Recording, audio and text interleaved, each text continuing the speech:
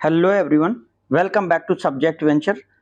Answer key series में ये physical science pedagogy का क्वेश्चन पेपर है। हम ऑप्शन डी यानी सीरीज डी के क्वेश्चन के अकॉर्डिंग आंसर की को इंट्रोड्यूस कर रहे हैं और इस आंसर की पे आप कंप्लीट अपने सॉल्यूशन को पाएंगे। मुझे उम्मीद है कि इस पेपर ने आपको ये बात बता दी होगी कि मात्र गेस पेपर के आधार पर पढ़ाई करना हमारे लिए अच्छी बात नहीं है, हमें ब्रॉड स्टडी करनी आवश्यक है। तो चलिए पेपर को शुरू करते हैं, आंसर्स को देखते हैं। पहले क्वेश्चन में देखते हैं तो यहाँ पे लिखा हुआ है कि भौतिक विज्ञान की शिक्षा में वास्तविक जीवन के उदाहरण और अनुप्रयोगों का उपयोग करने में क्या महत्व है। तो यहाँ पर देखिए, क्या इससे हमें आसानी से सामग्री को याद करना है? ये कभी भी किसी शिक्षण का उद्देश्य नहीं हो सकता। शिक्षक को मनोरंजक बनाया जाए ये हो सकता था, बट इससे छात्रों की रोजमर्रा की जिंदगी में वैज्ञानिक अवधारणाओं का विकास हो सकता है और महत्व देख सकते हैं। इसलिए ऑप्शन सी को हम सही करेंगे। अगले क्वेश्चन को देखते हैं। सहकारी शिक्षा में गतिविधियों का भौतिक विज्ञान कक्षा में क्या लाभ है? अगर हम सहकारी शिक्षा यानी कोऑपरेटिव लर्निंग करते हैं तो क्या हो पाएगा हमसे और हम कैसे बच्चों को क्या सिखा पाएंगे? तो छात्रों को प्रतिस्पर्धा में मदद मिलती है। देखिए, जहां पर सहकारी है वहां पे प्रतिस्पर्धा नहीं हो सकता, इसलिए ये गलत हो जाएगा। अंतःक्रिया को कम कर सकते हैं, ये कभी भी टीचिंग का उद्देश्य नहीं होता। और शिक्षक का संचालन, ये हमारी अच्छी शिक्षण व्यवस्था का आसान काम नहीं होना चाहिए, इसलिए ऑप्शन सी सही होगा। नेक्स्ट क्वेश्चन है, भौतिक विज्ञान की कक्षा में उत्सुकता, रचनात्मकता, आत्मनिर्देशित अध्ययन को प्रोत्साहित करने की शिक्षण प्रवृत्ति कौन सी है? तो हम बच्चों को अगर रटने की बात करेंगे तो ये तो हमारा उद्देश्य ही नहीं होता। शिक्षक केंद्रित कार्यक्रम पुराने समय में चलता था, व्याख्यान आधारित भी शिक्षक केंद्रित होता है, केवल ऑप्शन सी बचता है जिसमें अनुसंधान आधारित अन्वेषण करना है, इसलिए ऑप्शन सी सही होगा। नेक्स्ट क्वेश्चन है, शिक्षा तकनीकी और भौतिक विज्ञान की शिक्षा में कौन सी भूमिका निभाती है? तो इससे हमको इंटरैक्टिव सिमुलेशन और वर्चुअल प्रयोग की ऑप्शन मिलते हैं, इसके कारण हम शिक्षा तकनीकी को अच्छे से शिक्षा में यूज कर सकते हैं। ऑप्शन सी हमारा सही हो जाएगा। नेक्स्ट क्वेश्चन है, विभिन्न शिक्षण आवश्यकताओं का सम्मान करने के लिए विभिन्न भौतिक विज्ञान की कक्षा में कौन सी शिक्षक रणनीति का उपयोग किया जाना चाहिए? तो इसके आधार पर अगर आप देखें तो हमें क्या करना चाहिए? All size fits for all उपचार, ये बिल्कुल ठीक नहीं है क्योंकि इसमें व्यक्तिक भिन्नता का उद्देश्य नहीं है। व्यक्तिगत सृजनशीलता एवं विभेदन, ये भी हो सकता है, लेकिन और ऑप्शन देखते हैं। अध्ययन संबंधी कठिनाइयों वाले छात्रों को छोड़ देना, ये तो समावेशी शिक्षा की अवहेलना होगी। छात्रों को अकादमिक प्रदर्शन के आधार पर समूहीकृत करना, ये सही हो जाएगा, ऑप्शन डी सही रहेगा। नेक्स्ट है, भौतिक विज्ञान की शिक्षा कक्षा में शिक्षक कैसे एक सकारात्मक और समावेशी, देखिए पॉजिटिव और समावेशी इंक्लूसिव एजुकेशन का एटमॉस्फेयर क्रिएट करना है, इसलिए सभी का सम्मान और सभी का विकास, बच्चों की मैक्सिमम क्षमता के अनुसार उनका अधिकतम विकास होना शिक्षा का उद्देश्य होना चाहिए, ऑप्शन सी सही हो जाएगा। विज्ञान के शिक्षकों के लिए नियमित व्यावसायिक विकास का क्या महत्व है, यानी कैसे वो अपने आप को डेवलप करें, कैसे वो अपने आप को ट्रेन करें जिससे कि वो बच्चों को मैक्सिमम दे पाएं। तो उन्हें पहले से ये आवश्यक नहीं है, ये बात गलत है। उन्हें अधिक पैसे कमाने में मदद मिलेगी, बिल्कुल गलत है। काम के लिए अधिक भार और तनाव बढ़ेगा, ये भी उद्देश्य नहीं है, इसलिए ऑप्शन केवल सी हमारा बचता है, ऑप्शन सी सही हो जाएगा। नेक्स्ट है, भौतिक विज्ञान की शिक्षण में ग्राफिक आयोजकों का उपयोग करने में क्या महत्व है? तो अगर हम ग्राफिकल और यानी ऑडियो विजुअल सामग्री यूज करेंगे तो हम क्या हो जाएंगे? सूचना का जो जटिल दृश्य रूप में प्रतिनिधित्व और संगठित करना है, इससे छात्रों को आसानी से हम चीजें समझाने में कामयाब हो जाएंगे और ऑप्शन सी सही हो जाएगा। नेक्स्ट है, भौतिक विज्ञान के शिक्षण में फॉर्मेटिव मूल्यांकन का क्या उद्देश्य है? फॉर्मेटिव असेसमेंट हमारा कंटिन्यूअस होता है, ये सीसीई का ही एक पार्ट है और इसलिए लगातार प्रतिक्रिया और प्रतिवेदन देना हमारा उद्देश्य होगा, ऑप्शन सी सही किया जाएगा। नेक्स्ट है, भौतिक विज्ञान के शिक्षण में शिक्षक के रूप में आप अपने आप को छात्रों के प्रति संवेदनशील कैसे कर सकते हैं? तो बच्चों को कैसे अपने आप से प्रोत्साहित कर सकते हैं कि वो बच्चे ज़्यादा से ज़्यादा आपसे बात करें? इसके लिए हमें खुले सवाल पूछ करके उन्हें विश्लेषण और मूल्यांकन करने के उद्देश्य के लिए प्रेरित करना होगा, ऑप्शन डी सही हो जाएगा। भौतिक विज्ञान के शिक्षकों के लिए हाथों से सीखने के अवसर प्रस्तुत करने का क्या महत्व है? बच्चे कैसे कंप्लीट हो जाएंगे? तो जितना बच्चे हाथों से ज़्यादा प्रैक्टिकल करेंगे उतना ज़्यादा समझ पाएंगे। ऑप्शन सी सही होगा। इस स्कूलों में भौतिक विज्ञान की शिक्षा का प्राथमिक उद्देश्य क्या है? तो वैज्ञानिक सोच और तर्क विकसित करना इसका उद्देश्य हो जाता है। ऑप्शन बी हमारा करेक्ट ऑप्शन होगा। नेक्स्ट क्वेश्चन को देखते हैं। भौतिक विज्ञान की शिक्षा में परिष्कृत सोच को बढ़ाने के लिए कौन सी शिक्षण विधि आती है? तो पूछताछ आधारित शिक्षण अगर हम करेंगे, इंक्वायरी बेस्ड लर्निंग करेंगे तो आसान रहेगा। भौतिक विज्ञान की शिक्षा में हाथों से प्रैक्टिकल का अनुभव क्यों इंपॉर्टेंट है? तो अगर बच्चे हाथों से अपने प्रैक्टिकल कर रहे हैं तो निश्चित तौर पर उन्हें अवधारणाओं की समझ और रख रखाव को बढ़ाता है। ऑप्शन सी सही हो जाएगा। भौतिक विज्ञान में प्रैक्टिकल कौशल का मूल्यांकन करने के लिए कौन सी जो सूचना है, कौन सी मूल्यांकन रणनीति आवश्यक है? तो परियोजना आधारित मूल्यांकन, जो कि हम प्रोजेक्ट बेस्ड असेसमेंट करेंगे, वो हमारा इंपॉर्टेंट रहेगा। ऑप्शन सी सही हो जाएगा। वास्तविक जीवन के उदाहरणों और स्थितियों के माध्यम से वैज्ञानिक अवधारणाओं का अध्ययन करने की प्रक्रिया को क्या कहा जाता है? तो ये कैसी स्थिति रहती है, ये अप्रोच कैसी है? तो ये अप्रोच जो है ये हमारी प्रयोगात्मक अध्ययन है, जिससे कि हम प्रयोगों के माध्यम से सीखते हैं, इसलिए एक्सपेरिमेंटल लर्निंग रहेगी। ऑप्शन बी इसका सही हो जाएगा। निर्माणात्मक सोच के दृष्टिकोण में शिक्षक की भूमिका प्राथमिक रूप से कैसी है? तो ध्यान रखिएगा, निर्माणात्मक में शिक्षक एक अन्वेषक के रूप में रहेगा और ऑब्जर्वर के तौर पर बच्चों को वो हेल्प करने की कोशिश करेगा। ऑप्शन डी सही हो जाएगा। भौतिक विज्ञान की शिक्षा में हैंड्स ऑन शिक्षण का क्या मतलब है? तो इसमें बच्चे अपने आप से करके और प्रयोग करके शिक्षण करते हैं, इसमें खुद बच्चे मेंटेन करते हैं, इसलिए ऑप्शन सी सही हो जाएगा। भौतिक विज्ञान की कक्षा में छात्रों की सक्रिय सुनिश्चित भागीदारी यूज करने का प्रभावी तरीका कौन सा है? बच्चों के हाथों से गतिविधियां और प्रयोग करवाना। ऑप्शन सी सही हो जाएगा। भौतिक विज्ञान की शिक्षा में तकनीकी को एकीकरण करने का क्या महत्व है? अगर हम शिक्षण में तकनीकी को महत्व देंगे तो ये क्या करेगा? ये दृश्यकरण, प्रयोगशीलता और समझ को बढ़ाता है। ऑप्शन सी सही हो जाएगा। नेक्स्ट, छात्रों की सोच को उत्तेजित करने के लिए उत्साहवर्धक प्रश्न पूछने की प्रक्रिया को क्या कहते हैं? तो ये अगर हम बात करेंगे तो ये हमारी रिफ्लेक्टिव सोच को बढ़ाता है और इसे हम रिफ्लेक्टिव सोच के कारण ऑप्शन डी को सही करेंगे। पियाजे के संज्ञानात्मक विकास के सिद्धांत के अनुसार एक बच्चा किस चरण में शुरू करता है? जो वास्तविक घटनाओं के बारे में तार्किक रूप से सोचता है।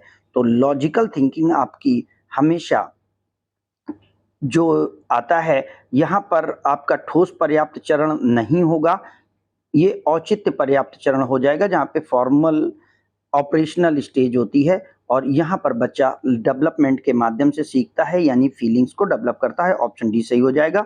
भौतिक विज्ञान की शिक्षा को करते समय शिक्षक को में विद्यालय में रचनात्मकता और कल्पना को कैसे बढ़ा सकता है? तो छात्रों को खुली समस्या समाधान विधियों में शामिल करके बच्चों की सोच को डेवलप करके स्टूडेंट के लिए वो हेल्प कर सकता है। ऑप्शन सी सही हो जाएगा। भौतिक विज्ञान की शिक्षा में दृश्य सहायकों का उपयोग करने का क्या महत्व है? तो ये सिद्धांत बच्चों को ज़्यादा चीज़ें समझने और समझाने में, याद करने में मददगार होंगे, इसलिए हम ऑप्शन सी को सही करेंगे। नेक्स्ट सेंटेंस है भौतिक विज्ञान नेक्स्ट क्वेश्चन है भौतिक विज्ञान की कक्षा में मूल्यांकन की क्या भूमिका है? तो अगर मूल्यांकन किया जा रहा है तो कैसे बच्चों को आप मूल्यांकन कर सकते हैं? मूल्यांकन का क्या उद्देश्य होगा? तो मूल्यांकन के लिए छात्रों में निरंतर प्रतिक्रिया और अधिगम में सुधार के लिए मूल्यांकन किया जाएगा। नेक्स्ट है भौतिक विज्ञान की शिक्षा के लिए निर्माणात्मक दृष्टिकोण की कौन सी अनिवार्य विशेषता है? तो अगर बच्चों को भौतिक विज्ञान की शिक्षा दे रहे हैं तो उनको सक्रिय भागीदारी और परिष्कृत सोच के लिए प्रोत्साहित करना होगा, तो इसलिए ऑप्शन सी सही हो जाएगा। नेक्स्ट है भौतिक विज्ञान की शिक्षा में कॉन्सेप्ट मैपिंग का क्या महत्व होता है? कॉन्सेप्ट मैपिंग वो चीज़ें हैं जिससे हम बच्चों को अपने किसी कॉन्सेप्ट के बारे में, विषय के बारे में समझाते हैं, तो इससे जटिल वैज्ञानिक अवधारणाओं को सीखने में सरलता मिलती है। ऑप्शन बी सही हो जाएगा। भौतिक विज्ञान की शिक्षा में सहकारी अध्ययन की क्या भूमिका है? तो जब सहकारी अध्ययन किया जा रहा है, यानी एक साथ बच्चे सीख रहे हैं, तो इसमें सहयोग, संचार और समस्या समाधान को बढ़ाया जाएगा।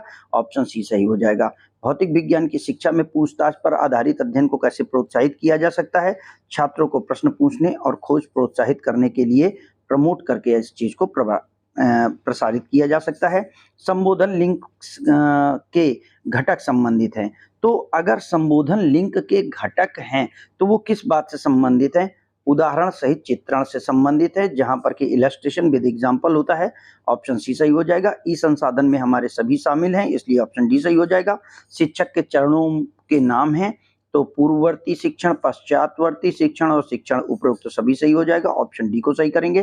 भौतिक विज्ञान के शिक्षक का सबसे महत्वपूर्ण कार्य है कि यानी शिक्षण का सबसे महत्वपूर्ण कार्य, चाहे वो भौतिक विज्ञान का शिक्षक हो या किसी चीज का हो, शिक्षण उसका सबसे महत्वपूर्ण कार्य है, इसलिए ऑप्शन ए सही हो जाएगा। नेक्स्ट है, कौन से शब्द वैज्ञानिक विधि है? तो वैज्ञानिक विधियों में सबसे बड़ी चीज जो आती है, कौन सा शब्द वैज्ञानिक विधि का है? तो प्रामाणिकता सबसे ज्यादा जरूरी है वैज्ञानिक अध्ययन के लिए, इसलिए ऑप्शन ए सही हो जाएगा। नेक्स्ट है, भौतिक विज्ञान के शिक्षण में निम्नलिखित में कौन सी विधि नहीं है? तो मूल्यांकन एक शिक्षण विधि नहीं है, ये बात याद रखेंगे। बाकी सारी चीजें, एक समस्या समाधान विधि भी है, समस्या विधि भी है, प्रोजेक्ट मेथड भी है, व्याख्यान विधि भी है। ऑप्शन सी सही हो जाएगा।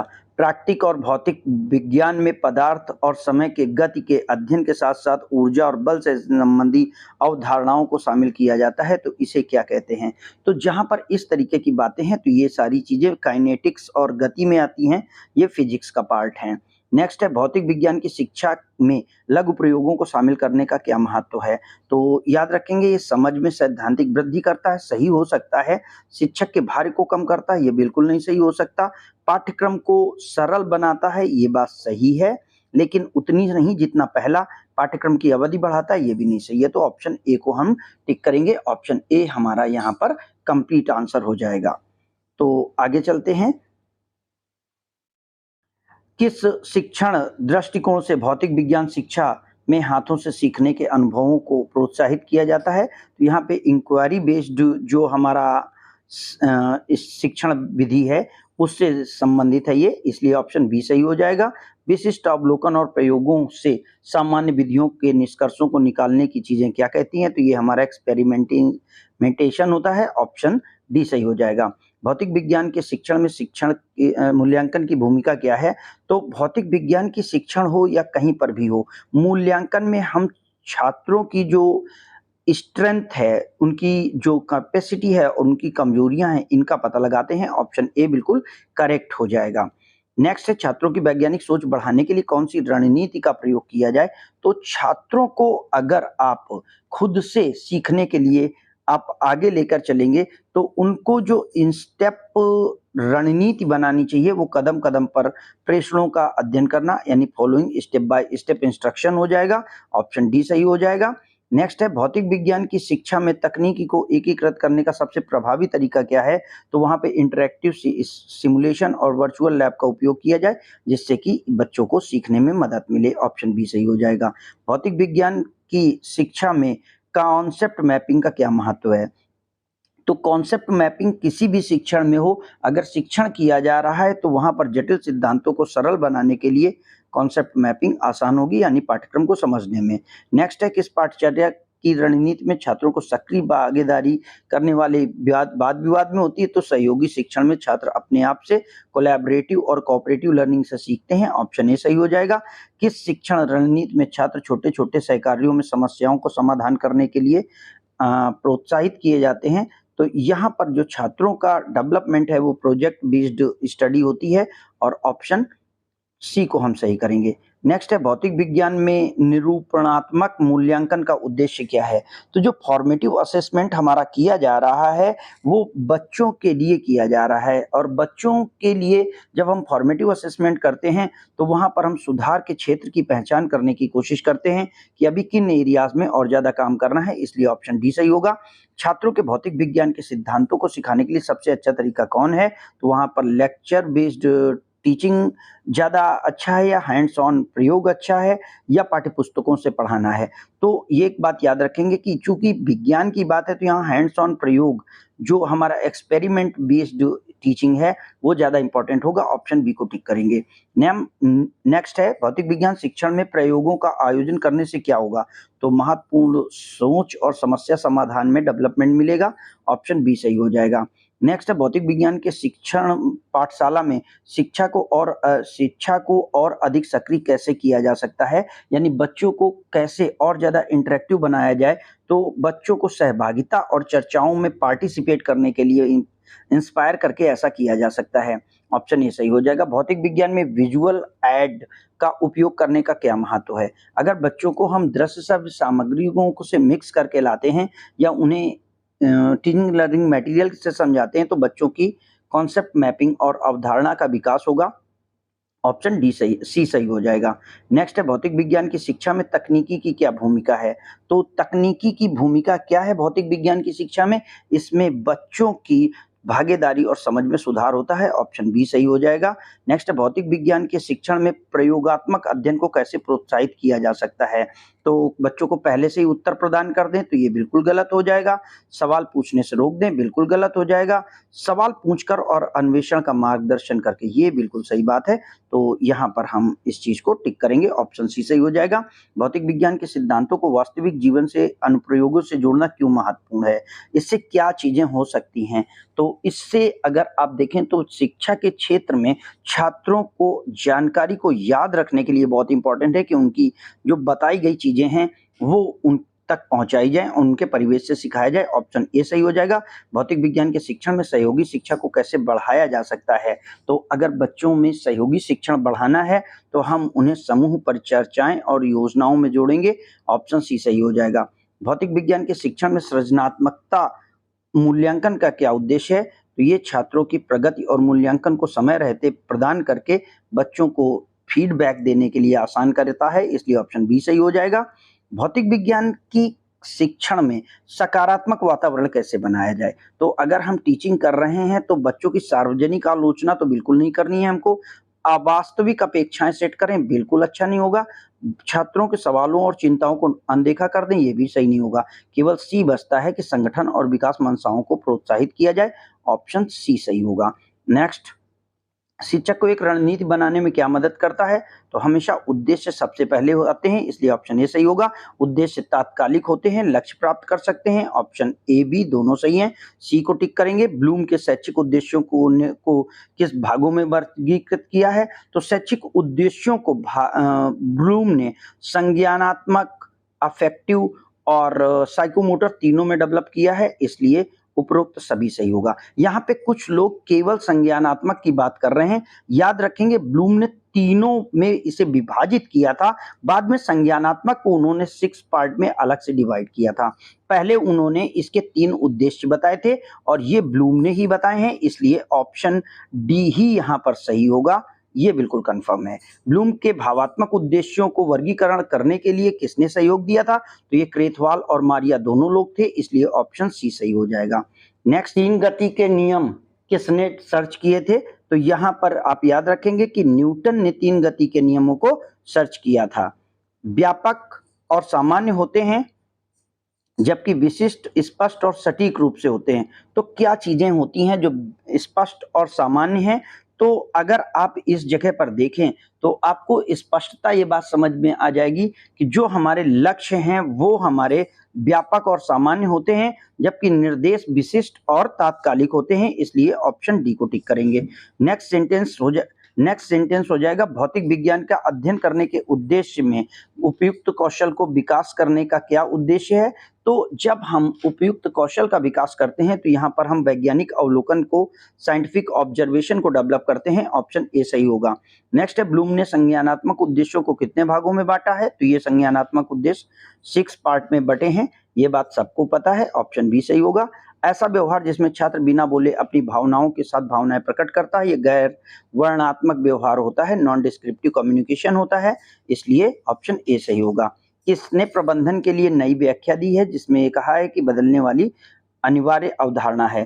तो ये चीज रॉबर्ट मेगर महोदय की संभावित है। मैंने इसे सर्च किया है, लगभग 80% ये पॉसिबिलिटी है कि ये रॉबर्ट मेगर जी की है। बाकी इसका कंफर्मेशन आप मुझे कमेंट बॉक्स में बताइएगा। इस क्वेश्चन को मैं कंफर्म नहीं कर रहा हूं। किसने परीक्षा प्रणाली के आधार पर उद्देश्यों को स्थानांतरित किया है? तो ये एनसीईआरटी का स्टेटमेंट है, जिसमें कि उन्होंने प्रोजेक्ट को उद्देश्यों पर आधारित करके डेवलप किया है। आरसीएम का क्या मतलब है? तो इसे क्षेत्रीय शिक्षा का क्षेत्रीय कॉलेज मैसूर के नाम से जाना जाता है, regional college of education Mysore. Option A सही हो जाएगा। नेक्स्ट क्वेश्चन है, सबसे लोकप्रिय जो विकास प्रोग्रामीकृत शिक्षण संज्ञानात्मक और भावात्मक उद्देश्यों पर केंद्रित करता है, तो इसका डेवलपमेंट किसने किया है? तो इस डेवलपमेंट को करने वाले हमारे रॉबर्ट मिलर महोदय हैं। ऑप्शन बी सही हो जाएगा। नेक्स्ट है, एक शिक्षक का व्यक्तित्व कैसा होना चाहिए? तो शिक्षक के व्यक्तित्व में ये तीनों चीजें होनी चाहिए, इसलिए उपरोक्त सभी सही हो जाएगा। यहाँ पर आपको एक चीज ध्यान देनी है कि ये जो ताकत है ये पावर है, और यहाँ ये विट दिया गया है। विट इंटेलिजेंस का सिनोनिम है, और यहाँ पर जो ताकत दी गई है ये पावर का है, इसलिए हास्य और ताकत में आप इसे हास्य और ह्यूमर समझें, तो इसलिए ऑप्शन डी सही होगा। नेक्स्ट है, माइक्रो शिक्षण प्रभावी किस समय होता है? तो माइक्रो टीचिंग ऑलवेज इफेक्टिव है। ऑप्शन डी सही हो जाएगा। में विशेष शिक्षा में शिक्षक और सामान्य वर्ग के साथ मिलकर के कक्षा में एक ही छात्रों को पढ़ाते हैं, तो ये टीम टीचिंग मॉडल होता है, और टीम टीचिंग जिसे हम टोली शिक्षण कहते हैं। ऑप्शन बी सही हो जाएगा।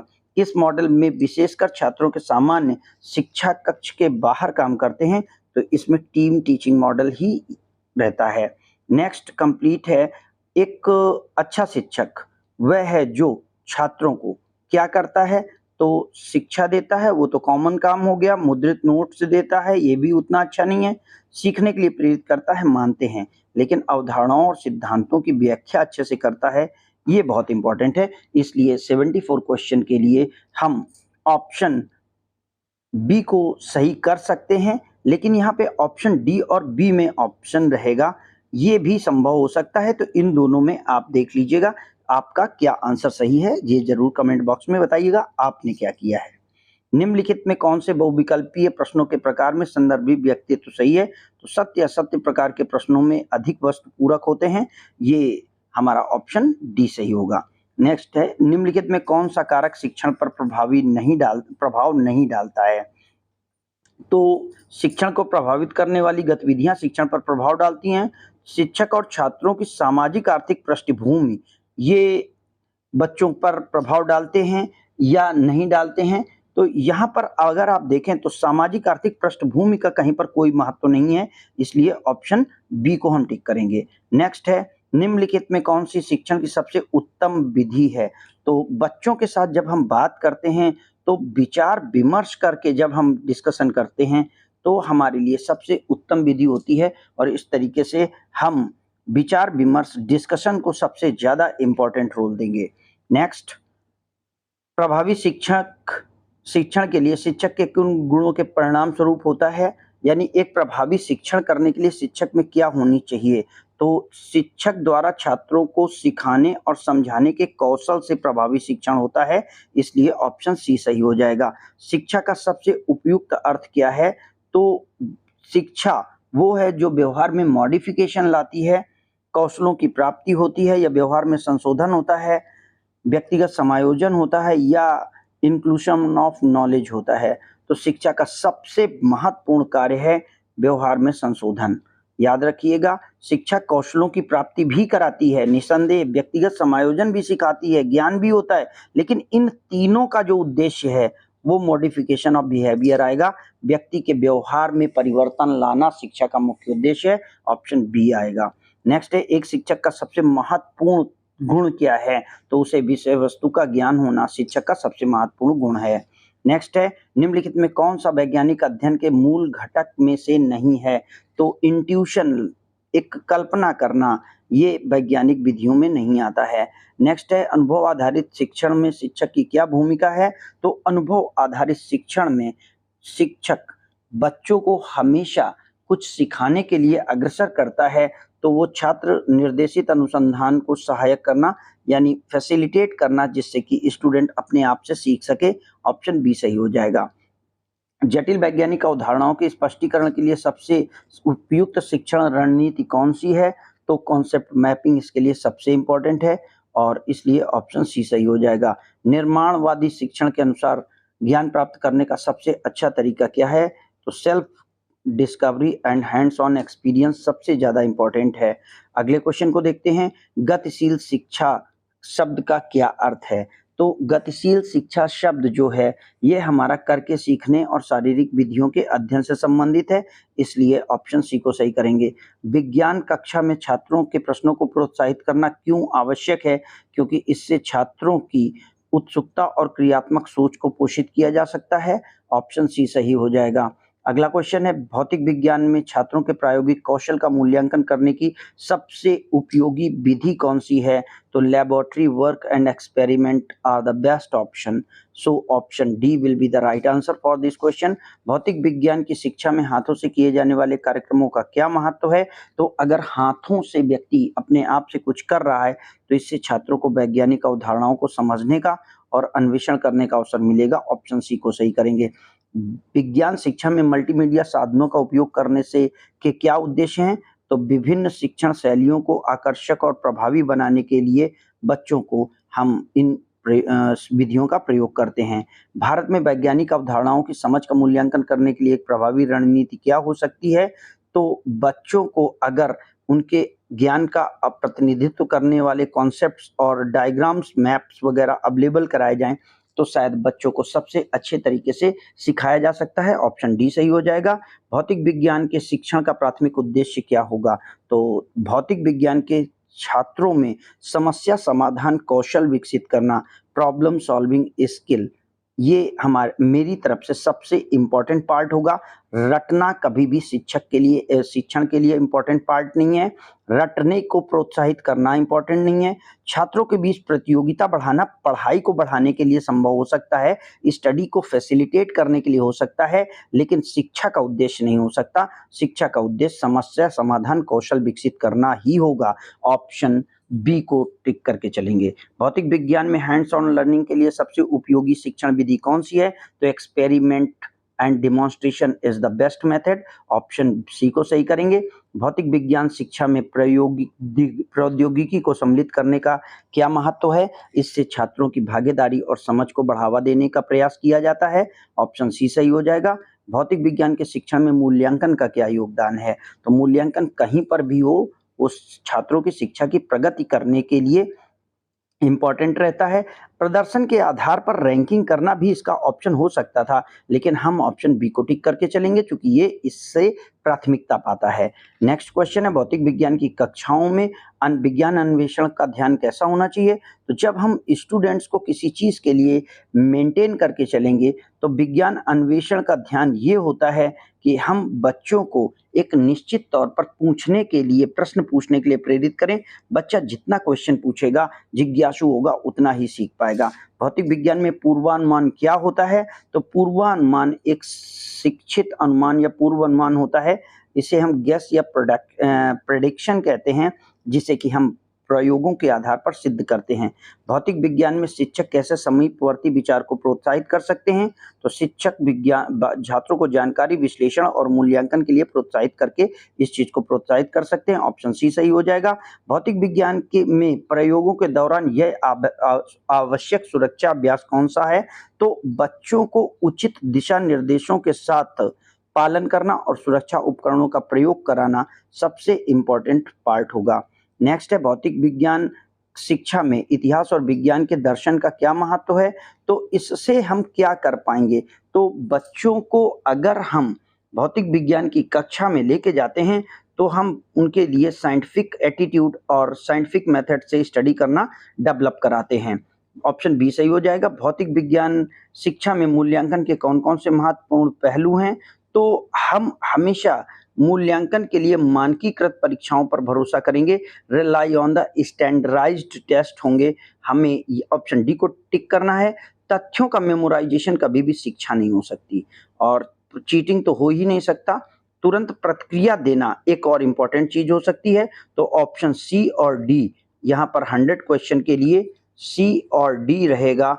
इनमें से आपने क्या लगाया है मुझे जरूर बताइएगा। मिलते हैं अगली आंसर की में। अगर आप चैनल पर पहली बार आए हैं तो कृपया चैनल को सब्सक्राइब कर लें, क्योंकि 3rd सेमेस्टर और 4th सेमेस्टर के स्टडी मटेरियल हम आपको प्रोवाइड कराएंगे। Thank you.